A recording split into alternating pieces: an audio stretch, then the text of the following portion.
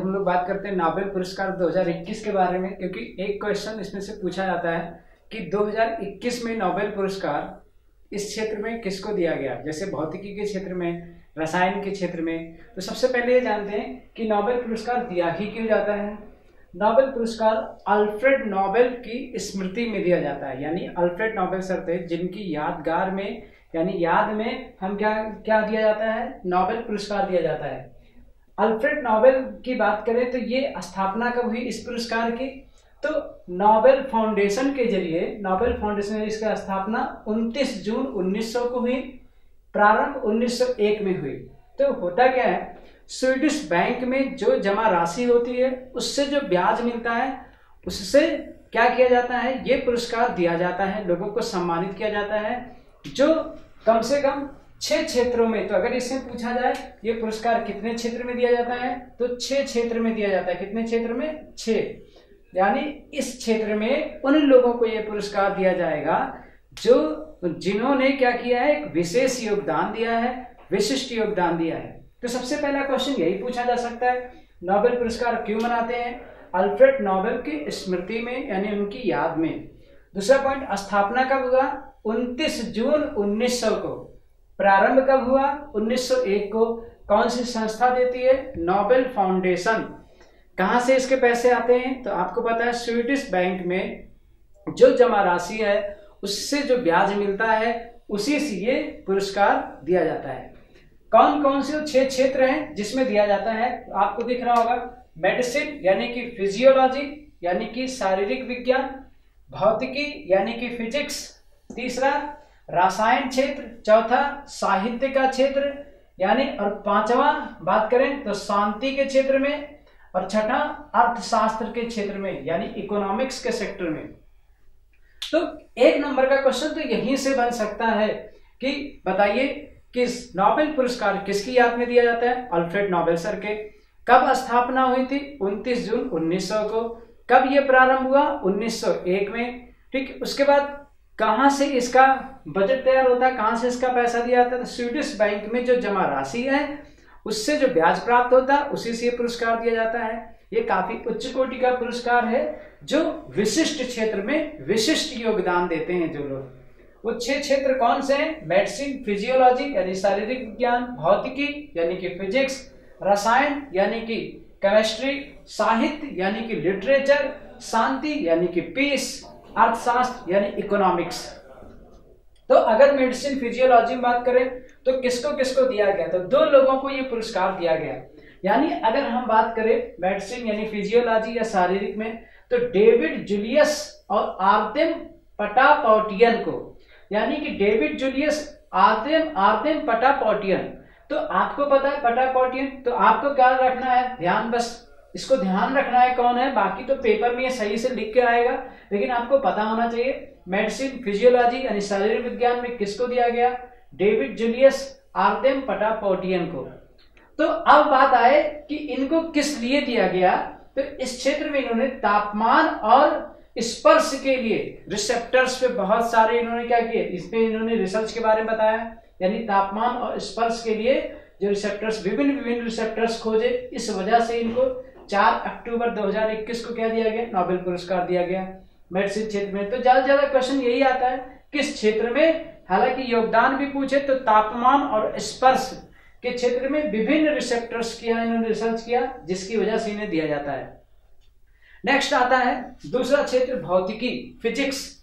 भौतिकी यानी फिजिक्स में शिवकुरो मनाबे को, यानी इसमें देखिए 3 लोगों को दिया गया। कितने लोगों को, 3 लोगों को। तो भौतिकी में बात करें शिवकुरो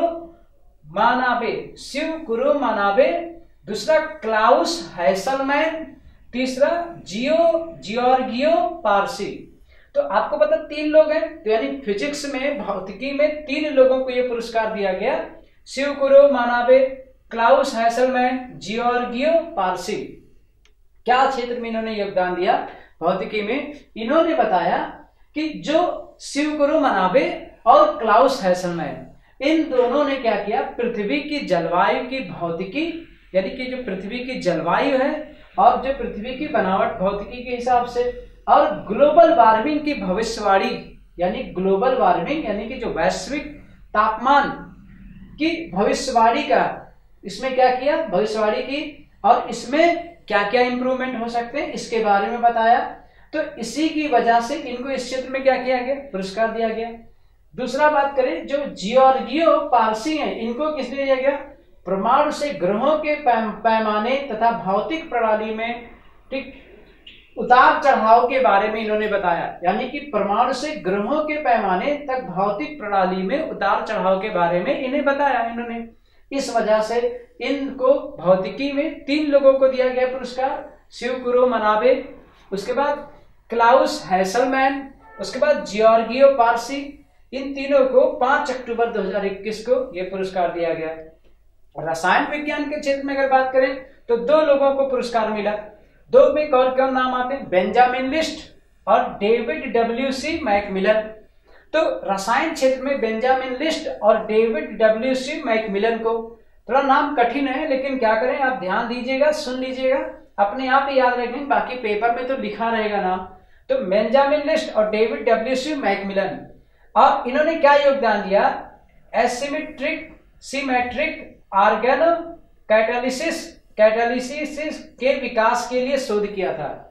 सिमेट्रिक और ऑर्गेनो कैटालिसिस के विकास के लिए शोध किया, जिसकी वजह से इन्हें रसायन क्षेत्र में क्या किया, यह पुरस्कार दिया गया 6 अक्टूबर 2021 को। साहित्य के क्षेत्र में बात करें तो लिटरेचर यानी अब्दुल रजाक गुरनाह को यह साहित्य क्षेत्र में पुरस्कार दिया गया। क्या उन्होंने किया, उपनिवेशवाद के प्रभावों और संस्कृतियों और महाद्वीपों के बीच के अंतराल के भाग के बारे में इन्होंने वर्णन किया अपनी पुस्तक में साहित्य से। यानी उपनिवेशवाद के प्रभावों और संस्कृतियों और महाद्वीपों के बीच के अंतराल के भाग के बारे में वर्णन किया। ठीक है, और ये कौन है, अब्दुल रजाक गुरनाह, ये तंजानिया के नॉवेलिस्ट हैं। कौन है, तंजानिया के नॉवेलिस्ट, जिसे 7 अक्टूबर 2021 को साहित्य के क्षेत्र में यह पुरस्कार दिया गया। नेक्स्ट शांति के क्षेत्र में, तो शांति के क्षेत्र में 2 लोगों को यह पुरस्कार मिला, मारिया रेसा और दामित्री मुराटो। तो मारिया रेसा और दामित्री मुराटो को किस ख्याति क्या की जैसा हुआ, तो इन लोगों ने क्या किया, लोकतंत्र और स्थायी शांति के लिए एक पूर्व शर्त के तौर पर और अभिव्यक्ति की स्वतंत्रता की रक्षा के लिए जो प्रयास किया, उसके कारण ही इन्हें क्या दिया गया, 8 अक्टूबर 2021 को शांति का पुरस्कार दिया गया। नाम क्या, मारिया रेसा और दामित्री मुराटो। अर्थशास्त्र में बात करें तो अर्थशास्त्र में 3 लोगों को यह पुरस्कार मिला। कितने लोगों को, 3 लोगों को। कौन कौन नाम है, David card, Joshua Angrist, Guido immense. David card, Joshua Angrist, Guido immense, ये 3 लोगों को मिला अर्थशास्त्र में। क्या योगदान दिया, प्राकृतिक प्रयोगों, वास्तविक जीवन में होने वाले उतार चढ़ाव के बारे में बताया। इन्होंने लेबर मार्केट या नेचुरल एक्सपेरिमेंट के बारे में, जो कॉज है और जो इफेक्ट आते हैं उसके बारे में, रीजन के बारे में शोध किया और इसके बारे में बताया, जिस वजह से 11 अक्टूबर 2021 को इन्हें यह पुरस्कार दिया गया। तो फिर से मैं बताऊं, नोबेल पुरस्कार क्यों दिया जाता है। नोबेल पुरस्कार अल्फ्रेड नोबेल की याद में दिया जाता है, उनकी स्मृति में दिया जाता है, और इसकी स्थापना आपको पता है 29 जून 1900 को हुई। इसकी प्रारंभ 1901 में हुआ। इसको 6 क्षेत्रों में दिया जाता है। कौन सी संस्था देती है, नोबेल फाउंडेशन देती है। नोबेल फाउंडेशन क्या करती है, स्वीडिश बैंक में जो भी जमा राशि है उसके जरिए जो ब्याज होता है, प्राप्त होता है, उसी के जरिए ये पुरस्कार क्या करती है, प्रदान कराती है। 6 क्षेत्र में कौन आता है, मेडिसिन फिजियोलॉजी यानी शारीरिक क्रिया विज्ञान, भौतिकी यानी कि फिजिक्स, रसायन यानी कि केमिस्ट्री क्षेत्र, साहित्य यानी लिटरेचर, शांति यानी कि पीसफुलनेस के बारे में, अर्थशास्त्र यानी कि इकोनॉमिक्स के बारे में।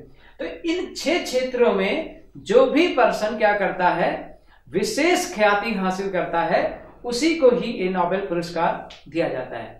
तो ये डाटा था नोबेल पुरस्कार 2021 का। कई बार डायरेक्ट क्वेश्चन यही पूछता है कि अर्थशास्त्र में कितने लोगों को ये पुरस्कार दिया गया, 3 लोगों को। कई बार शांति में कितने लोगों को? 2 लोगों को। साहित्य में 1, ठीक है। रसायन में कितने? 2 लोग। भौतिकी में कितने? 2 लोग। 3 लोग भौतिकी में। और फिर मेडिसिन यानी कि शारीरिक में कितने लोगों को? 2 लोगों को।